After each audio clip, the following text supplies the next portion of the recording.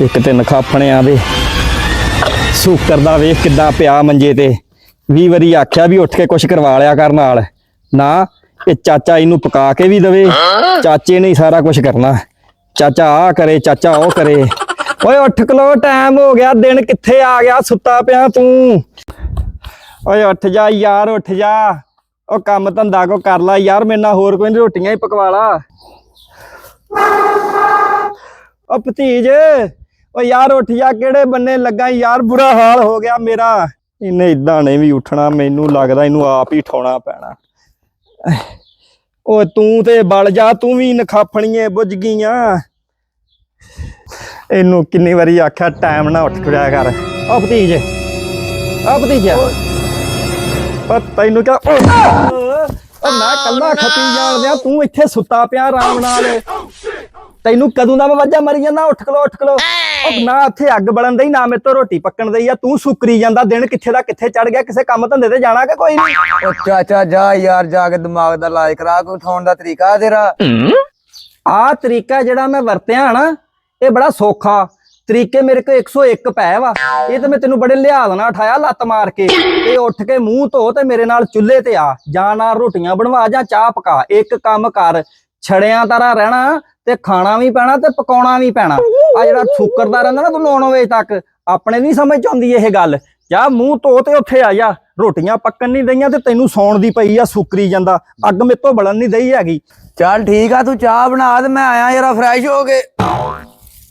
चाह ना मैं तेरे लिए कुछ होर पका देवां। चाहवां बनाओ ना, काम ना काज, ना लैना ना देना, सारी दिहाड़ी इत्थे सुकरी जांदे पै। ना ते अग बलन दई, ना कोई होर।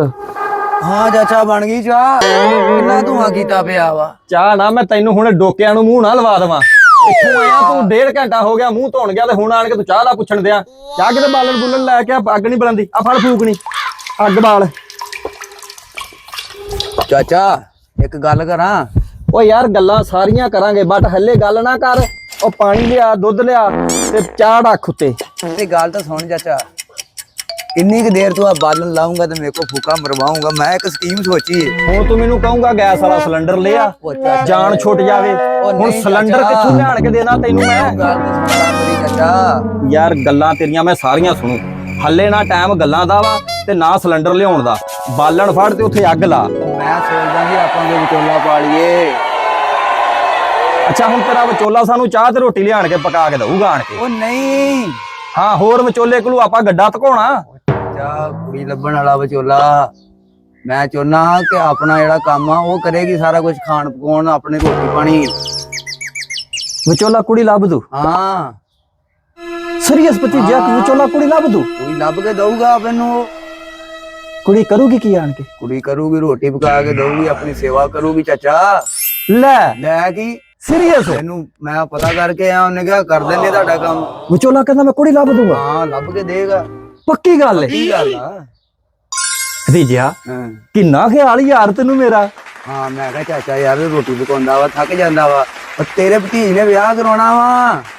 नहीं मतलब कि जेड़ा तू विचोला लभ रहा वा, ਹਾਂ ਹਾਂ वो जेड़ी कुड़ी लभूगा ਹਾਂ वो तेरे लिए कि मेरे लिए? ਉਹ ਭਤੀਜੇ ਲਈ ਚਾਚਾ। ਹੁਣ ਤੂੰ ਕਿੰਨੇ ਕ ਵਿਆਹ ਕਰਵਾਉਣੇ? 2 ਤੇ ਤੈਨੂੰ ਅੱਗੇ ਛੱਡ ਗਈਆਂ। वो तेरे लिए? ਹਾਂ चुप करके जाके उथों पानी लैके ते दुध लैके आ ते चाह बना। ਦੇਖ ਲੈ गल सुन मेरी, कुछ ओ मेरी सुन गल। दुध लैके आ, चाह बना। तैनू मैं सुबह नू रोटी भी टाइम ना पका दूं ते चाह भी टाइम ना पका दूं।